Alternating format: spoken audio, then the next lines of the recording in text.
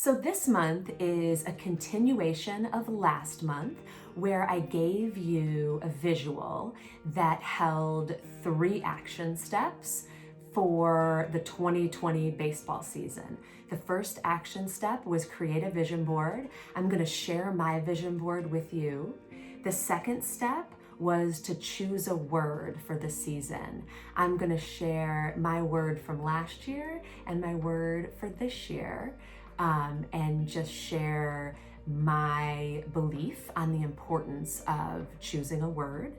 And lastly is reevaluating your tribe.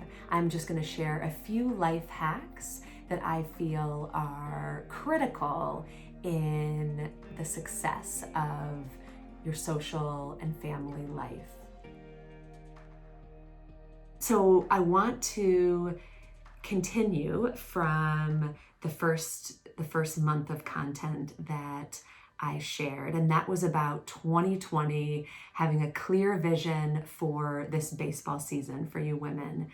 And I want to share my work as well. The first thing, kind of the first action step that I talked about was creating a vision board. And as I shared, a vision board it's a visual. It's something that we're able to see, and research shows that when we,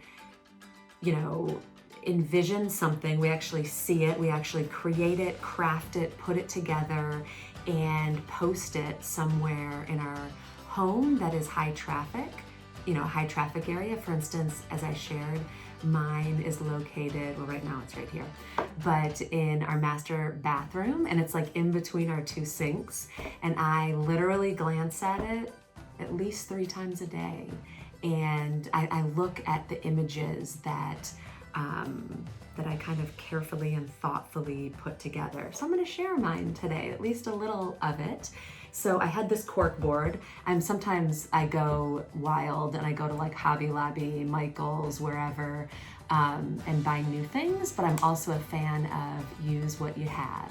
And so this was something that I had here in my home office that was just kind of getting cluttered, and I thought, I'm gonna purge and take some things down, toss a few things, recycle a few things, and then archive as well, in drawers and that sort of thing.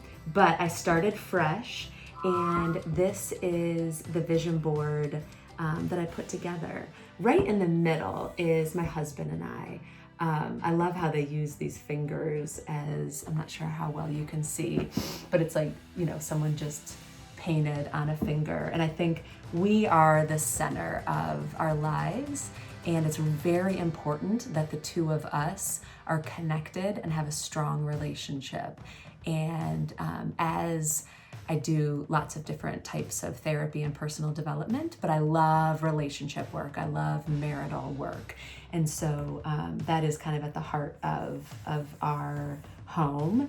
And then we have a daughter. I'm not sure who's who here. I'm gonna say this is Brian and I, and this is our little girl, Lark. She is 19 months old, and she is the light in our life. We can't be a strong, party of 3 without Brian and I being a strong party of 2. So, and I think that they're both so important in different ways. Let's see. Ooh, this is good. This quote. Being in love means desiring the happiness of your partner and admiring them for the individual they are. I find myself sometimes critiquing Brian and being critical. It's usually when I'm stressed. I think I just sort of project my stress on him. And so when I'm doing that, I need the reminder that he's an individual and he has his own traits and his thoughts and his opinions and his quirks. And it's just important to embrace those things. And those are some of the reasons that I'm in love with him. Let's see, over here is kind of just, being smart financially. I love this combination of grit and grace.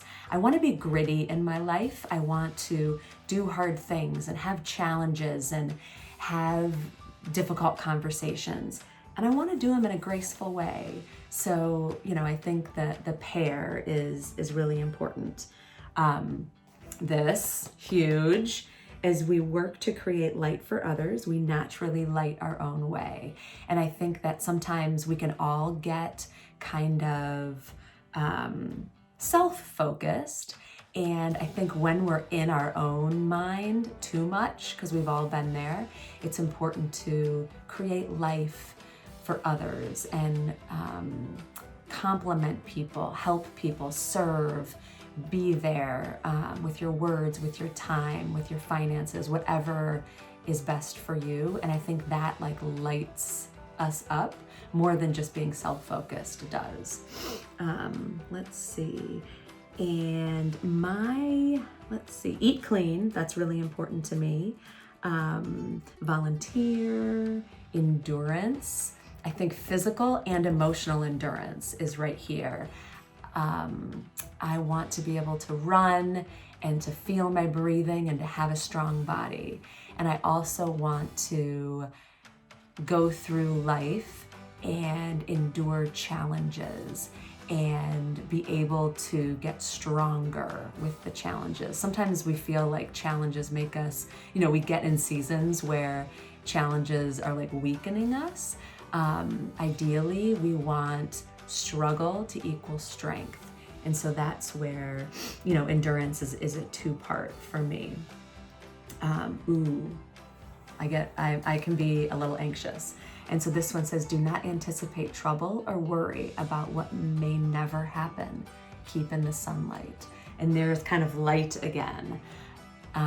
Let's not think too far ahead. It's important to be prepared for what life could have in store, but let's not live in fear. Let's come from a place of love that, we're able to be present and not be too far ahead and worry about things that likely won't happen. And then finally, there's lots of little details in between, but finally, your future is created by what you do today. And that was a reminder that I needed to start this video. I want to create content, and if I want to have fitness in my life, then I have to move today. So what we do, if I want to have nice skin, then I need to take care of it today. And the list goes on and on and on. So this is my vision board, and I would love if you shared yours with me. Make sure that you create one for 2020. Include things about the baseball season, include things about your family, include things about social, other passions, hobbies, things that you want to have in your life, and look at it throughout the day. And one day you're going to wake up and you're going to be able to point to several things that you're achieving.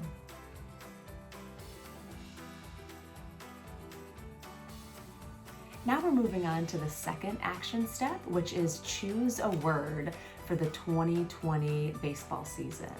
Last year, my word was awake. As I shared, I have, now a 19-month-old, and last year she was a little bitty infant, and I knew that I was going to be awake way more than before. And while I was awake, I wanted to be awake. I wanted to be present and with her, and my phone down, and just focusing on Lark and her development, and just truly bonding and connecting with her. And so the word that I chose was awake, and it was just a wonderful reminder throughout my year that was my number one priority. This year, my word is embrace. And I think that embrace covers so many things for me. I need to embrace myself and my flaws. I need to embrace others and their flaws. I have a tendency to be self-critical, and when that's the case, there's, it translates to being critical of others. And so I want to embrace others and their differences. I want to embrace change. I want to embrace sometimes inconsistencies, you know, and being more flexible. And so that's my word. And it's an imperfect word, and it's, you know, kind of an imperfect description of the word, but it resonates with me this year. And so I want you to choose a word. Choose a word that you want to emulate this year, that you want to be accountable to. And there's so many different ways to kind of make the word yours. I have, the last few years, I have like this little stamping tool and kit at home, and it's pretty basic, but I stamped embrace into this little disc, and it's a bracelet that I can wear. You know, I sometimes wear it. I sometimes have it in my car. I sometimes hang it up near my jewelry, but I see the word throughout the day. This one's actually my daughter's name, but you know, there's a lot of designers out there that are making like cute beaded names and words. And so you can always do something like that. There's also, here's a necklace, it says mama, but you could have it made kind of scribed, and you can wear it. Hey, you could get a tattoo. You could, you know, find the word in Google Images and save it on your phone lock screen as a reminder. You could have an acrylic sign made and put it somewhere sacred in your home. So share your word. I would love to know. People can be so creative, and also sometimes it's just as simple as still or be or namaste. But choose your word and hold it dear this year. Our last action step for this month is reevaluate your tribe. And this one can feel a little weird. I do think that it's very important to always be intentional about how we're spending our time, with whom we're spending our time, and how we feel. Because they correlate. They absolutely, one impacts the other. And so I really believe, and research shows, that every interaction that we have forms, you know, who we are and our self-talk and how we see the world. And so this isn't about being mean or writing people off or telling people off or anything like that. It's real, and I really believe in make new friends and keep the old, as long as the relationships are serving you well. Just remember that a healthy relationship is reciprocal, and it's not measured. It's not, well, I did one thing, now they have to do something, but it's just a feeling. And that's what can be sort of tricky about it. But I think it's, you know, increasingly as we age and have experience and wisdom and, you know, so many components of life, that we are mindful about who we're spending our time with. This is one of my favorite children's books. It's called Dear Girl, and I just love books. We read to Lark all the time. And that's another thing, like everything we absorb, everything, if you have a child, everything they absorb really matters. And there's some funky children's books out there. I like a silly story, but I'm really trying to be thoughtful about the books that we read. So there's two pages in here that relate to a tribe and kind of the community that you choose. So this one says, Dear girl, find people like you, find people unlike you. And I believe that wholeheartedly. I want people around me who see the world the same way I do, and, you know, value eating well and adventuring and trying new foods and all those things. And I also want people around me who are into different things, who have been different places, who can, you know, make me more enthusiastic about trying new things and can recommend places and spaces and hobbies that I've never tried. So it's really about being curious and being open to people who think differently politically, who think differently religiously, as long as both parties are respectful of one another. This works really, really well. So something to think about. This one's huge. Dear girl, you won't be invited to every single party on the planet, which is really okay. Can you imagine how exhausting that would be? FOMO is real, and with social media, we can feel like we weren't included in certain things, and that's okay, because likely your plate is full, and if it's not full, fill it. I really, truly am a believer in, regardless of the composition of your life, you can have a very full life. And again, be curious, and it's okay if there was something you weren't included in. Let's work on not getting bitter for those reasons, but instead get involved in something else and just continue to love. So in closing, we have 3 very important points. Design a life you love. Author your own mantra, and lean into people who breathe life into yours. Thank you so much for spending a little time with me today. I'm so, so grateful for you.